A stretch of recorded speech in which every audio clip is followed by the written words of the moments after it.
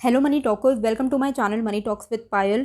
तो share market आज के दिन क्यों गिरा, क्या था रीज़न क्रैश का, और साथ ही आरबीआई गवर्नर की जो सरप्राइज अनाउंसमेंट आई उसका हमारे ऊपर क्या इम्पैक्ट पड़ने वाला है, एंड साथ ही मार्केट में क्या इम्पैक्ट पड़ेगा, उसको लेके हम इस वीडियो में बात करने वाले हैं। वीडियो को बिल्कुल एंड तक देखिएगा ताकि आपको कुछ सीखने को मिले। तो अगर आप मुझे टेलीग्राम में फॉलो करते हो तो वहाँ पे मैंने आपको बताया था कि 2 बजे आज आरबीआई गवर्नर अनाउंसमेंट करने वाले हैं। फिर अनाउंसमेंट क्या हुआ था उसको लेके तो मैंने आपको बाद में बताया ही, लेकिन अगर आपने मेरा कल का वीडियो देखा होगा इसमें ही मैंने क्लियरली आपको बता दिया था कि अभी हम डाउन ट्रेंड में हैं एंड देयर आर चांसेस कि अभी बहुत ज़्यादा फॉल आना बाकी है। हालांकि एलआईसी आईपीओ की वजह से थोड़ा सा संभला हुआ रहेगा मार्केट, और हो सकता है जब तक एलआईसी की आईपीओ का पूरा जो लिस्टिंग तक कंप्लीट नहीं हो जाता है तब तक मार्केट थोड़ा बहुत स्ट्रेंथनिंग रहे। लेकिन आज के दिन जो ये सरप्राइज अनाउंसमेंट हुआ, जिस वजह से जो हम एंटिसिपेट कर रहे थे मार्केट का फॉल, वो काफ़ी जल्दी ही आ चुका है। इसके पीछे का रीज़न है कि अनाउंसमेंट में उन्होंने बताया कि उन्होंने रेपो रेट है जो 40 बीपीएस से बढ़ा दिया है। साथ ही इन्फ्लेशन बहुत ही ज़्यादा अलार्मिंगली हाई है, एंड साथ ही इन्फ्लेशन को हमें बहुत टाइम तक फेस करना पड़ सकता है। तो अब यहाँ पे हम समझेंगे कि रेपो रेट जो इंक्रीज़ हुआ है, रेपो रेट क्या होता है। तो क्या होता है, जैसे कि जब कमर्शियल बैंक के पास जब फंड की कमी हो जाती है तो कमर्शियल बैंक को आरबीआई के पास जाना होता है टू बोरो मनी। ओके, तो जब वो जिस रेट पे वो मनी बोरो करती है तो आरबीआई तो उनसे इंटरेस्ट चार्ज करेगी। तो आरबीआई जिस रेट पे उनको मनी लेंड करती है उस रेट को रेपो रेट बोला जाता है। जिस तरीके से जब आप किसी से उधार लेते हो तो आप उनको इंटरेस्ट भी तो पे करते हो ना, उसी तरीके से कमर्शियल बैंक को भी आरबीआई को बोरो करने के लिए पैसे उनको इंटरेस्ट पे करना पड़ता है, और उसी इंटरेस्ट को रेपो रेट बोला जाता है। तो रेपो रेट जो है वो आरबीआई ने इंक्रीज़ कर दिया है 40 बीपीएस से, बेसिस पॉइंट से। अभी इससे क्या होगा, इससे होगा कि कमर्शियल बैंक बोरो नहीं कर पाएगी जल्दी, मतलब बेफालतू का और बहुत ही आसानी से बोरो नहीं कर पाएगी। उन्हें 1000 बार सोचना पड़ेगा कि हम बोरो करें या नहीं करें, क्योंकि उनका जो इंटरेस्ट रेट है वो इंक्रीज़ हो गया है। तो जब इंटरेस्ट रेट कमर्शियल बैंक के लिए इंक्रीज़ हो गया तो कमर्शियल बैंक आपको भी तो लोन बढ़ा के ही देगी, राइट, रेट बढ़ा के देगी। तो अभी इन टर्न क्या होगा, जब कमर्शियल बैंक आरबीआई से पैसे नहीं ले पा रही है तो कमर्शियल बैंक आपको भी ज़्यादा लोन नहीं दे पाएगी, और इसीलिए लोन के भी इंटरेस्ट रेट बढ़ जाएंगे। तो हमारे ऊपर क्या इम्पैक्ट पड़ने वाला है, जो भी एग्जिस्टिंग, स्पेशली जो फ्लोटिंग रेट पे जिन्होंने लोन लिया हुआ है एग्जिस्टिंग, क्योंकि ये जो बीपीएस से जो इंक्रीज़ हुआ है 40 बीपीएस रेपो रेट, ये आज से ही इमीडिएट इफेक्ट से ही चालू हो चुका है। ओके, तो होम लोन, कार लोन, जितने लोग भी लोन में अभी हैं उनके लिए बहुत ही जल्द रेट बढ़ने के चांसेस हैं। आपने किसी भी एनबीएफसी से लोन लिया हुआ है, आपको एक नोटिफिकेशन आएगा कि उनका रेट वो बढ़ाएंगे, क्योंकि कमर्शियल बैंक को भी तो लोन का इंटरेस्ट रेट बढ़ाना ही पड़ेगा। और जो जो नए लोन्स भी लेंगे उनको ज़्यादा रेट पे अब लोन लेना पड़ेगा। तो जितने भी लोन एंड ईएमआई है वो कॉस्टली हो जाएगा। ओके, अभी इसका इम्पैक्ट क्या होगा, अगर लोन का जो रेट है वो कॉस्टली हो जाएगा तो लोग ज़्यादातर लोन लेंगे नहीं। मनी सप्लाई जो है इकोनॉमी में कम होगा, और मनी सप्लाई इकोनॉमी में कम होगा, लिक्विडिटी कम होगी, लिक्विडिटी कम होगा तो इन्फ्लेशन को इसी तरीके से बीट किया जाता है, इन्फ्लेशन को फेस किया जाता है। तो इन्फ्लेशन को सॉल्व करने के लिए रेपो रेट बढ़ाना पड़ता है।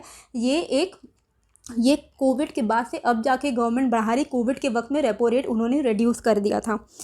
सेकेंड, उन्होंने क्या किया है, कैश रिजर्व रेशियो को 50 बेसिस पॉइंट से इंक्रीज़ कर दिया है। ये भी मैंने टेलीग्राम में आपको लाइव में अपडेट्स आपको दे रही थी। ओके, तो कैश रिजर्व रेशियो क्या होता है, तो कैश रिजर्व क्या होता है, सारे कमर्शियल बैंक्स को कुछ अमाउंट ऑफ उनके, जैसे कमर्शियल बैंक को जो भी आप डिपॉजिट करते हो, आप भी फिक्स डिपॉजिट करते हो ना, राइट, तो उसी तरीके से कमर्शियल बैंक को भी कुछ अमाउंट होता है वो उनको आरबीआई के साथ रिजर्व में रखना पड़ता है। इससे क्या होता है कि सिक्योरिटी बनी रहती है, आपको भी एक सिक्योरिटी रहती है कि हमारा पैसा कमर्शियल बैंक में तो है ही लेकिन आरबीआई ऊपर बैठी है। ओके, कोई भी प्रॉब्लम होगी तो आरबीआई है। तो उसी तरीके से कमर्शियल बैंक को भी एटलीस्ट अपना मिनिमम 4%, ये इनका रेट है, कैश रिजर्व रेशियो का मिनिमम 4% रेट होता है डिपॉजिट का। कमर्शियल बैंक के पास जितना डिपॉजिट है उनका मिनिमम 4% उनको आरबीआई के साथ रखना पड़ता है। अभी इससे क्या हुआ है, अभी CRR मतलब कैश रिजर्व रेशियो इंक्रीज़ करने का मतलब क्या हुआ है कि अब उनको 4.5%, मतलब उन्होंने इंक्रीज़ कर दिया 50 बेसिस पॉइंट से, विच मीन्स 4.50। ओके, तो 4.50% उनको अपना कैश आरबीआई के साथ रखना पड़ेगा। इसका क्या मतलब हुआ, इससे इन्फ्लेशन कैसे बीट होगा मैं आपको बताऊंगी।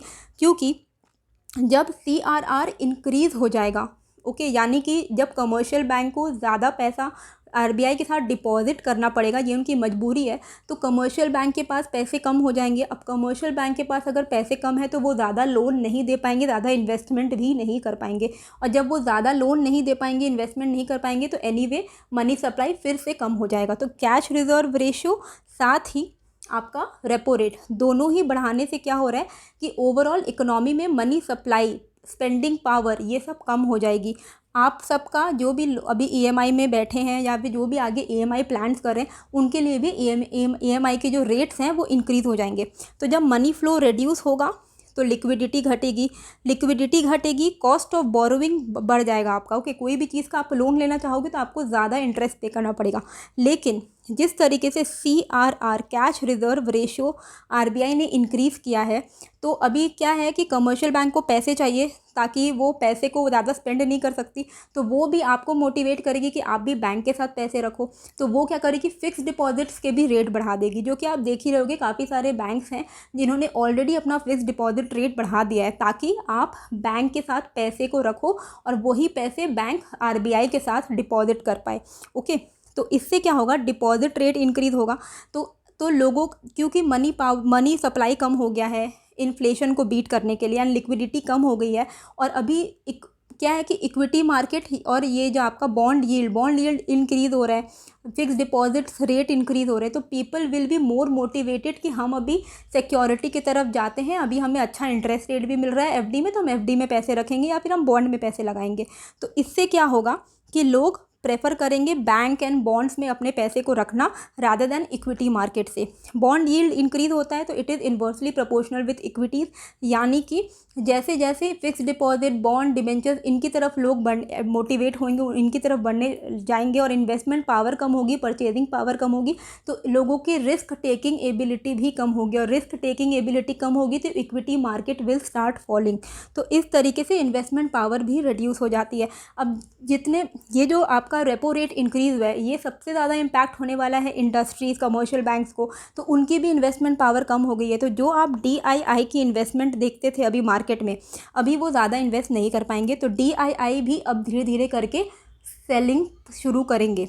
तो ये जो अभी मार्केट है, ये चीज़ मैंने देखो, कल का जो आउटलुक है वो मैं बाद में निफ्टी टुमारो का वीडियो बनाऊंगी, ये मैं आपको इन शॉर्टर एक ब्रॉडर पर्सपेक्टिव देने वाली हूँ कि अभी जो हमारा मार्केट गिरा है, ये हो सकता है कल 1-2 दिन आपको एक रिकवरी थोड़ा बहुत दिखे, वो एक डेड कैट बाउंस जिसको हम बोलेंगे वो होगा, लेकिन ओवरऑल जो हमने लो बनाया था ना 15,700, ये लो हम तोड़ देंगे। अभी नहीं तोड़ेंगे, 1-2-3 महीने के अंदर, लेकिन तोड़ेंगे, क्योंकि ये चीज़ मैंने आपको कल के वीडियो में बताई थी और पहले भी बताया हुआ है। रिसेशन चल रहा है, रिसेशन की शुरुआत धीरे धीरे करके हो रही है, बॉन्ड यील्ड इंक्रीज़ हो रहे हैं। आज RBI गवर्नर ने खुद ही बोल दिया है कि सप्लाई चेन में इश्यूज़ हो रहे हैं, क्योंकि कोविड का बहुत जगह लॉकडाउन्स लग रहा है, कोविड केसेस इंक्रीज़ हो रहे हैं, तो सभी कुछ ग्लोबली इम्पैक्ट हो रहा है। तो हमारा कंट्री भी कुछ अलग नहीं है, हमें भी ये चीज़ फेस करना पड़ा है। बहुत सारे ऐसे जियोपॉलिटिकल इश्यूज़ चल रहे हैं, बहुत सारे कंट्रीज़ में प्रॉब्लम चल रही है, जिसका इम्पैक्ट हमें भी झेलना पड़ेगा। और इन्फ्लेशन जब तक चलेगा, इस तरीके के पॉलिसीज़ आते रहेंगे, और इस तरीके के पॉलिसीज़ अगर आते रहेंगे तो स्टॉक मार्केट को झटका भी लगते रहेगा। तो 15,700 का जो हमने लो बनाया था आसपास रशिया यूक्रेन वॉर की तरफ, इसको हम तोड़ देंगे, इस पर कोई डाउट मुझे अभी फ़िलहाल तो नहीं लगता है। और रिकवरी तभी आएगी जब हम 18,350 तोड़ेंगे। हो सकता है कि ये लो तोड़ने से पहले पहले हम 18,000 तक पहुंच जाएं, लेकिन आपको उसमें बुल ट्रैप में नहीं फंसना है, आपको सेल ऑन राइज को अपॉर्चुनिटी ढूंढनी है। जब तक हम 18,350 तोड़ नहीं देते तब तक कोई शॉर्ट बुल रन में हम नहीं आने वाले हैं। आपको भी बुल ट्रैप में नहीं फंसना है। थोड़ा बहुत रिकवरी आती है तो अपने जो भी आप कोई ऐसे शेयर जिनमें आप फंसे हुए हो उनमें आप निकलने की कोशिश कीजिए, एंड बाकी अपने कैश को अपने साथ रखिए। जब मार्केट फॉल हो रहा है तो आपके पास पैसे होने चाहिए अच्छे स्टॉक्स में इन्वेस्ट करने के लिए। और ये जो मैंने आपको रेपो रेट CRR बताया है, इससे बैंकिंग सेक्टर को बहुत ही ज़्यादा बुरा इम्पैक्ट पड़ने वाला है। तो बैंकिंग सेक्टर में थोड़ा सा अभी और ज़्यादा सेलिंग अंडर प्रेशर रहेगा। ओके, और कल का जो आउटलुक है निफ्टी का वो मैं ऑलरेडी वीडियो बना के डाल दूंगी आज रात तक। तो आई होप आपको क्लियर हो गया है, कुछ सीखने को मिला होगा। कैसी लगी है वीडियो मुझे कमेंट करके ज़रूर बताइएगा। नए हो तो सब्सक्राइब कर लीजिएगा। मिलते हैं फिर एक नए वीडियो के साथ। Thank you.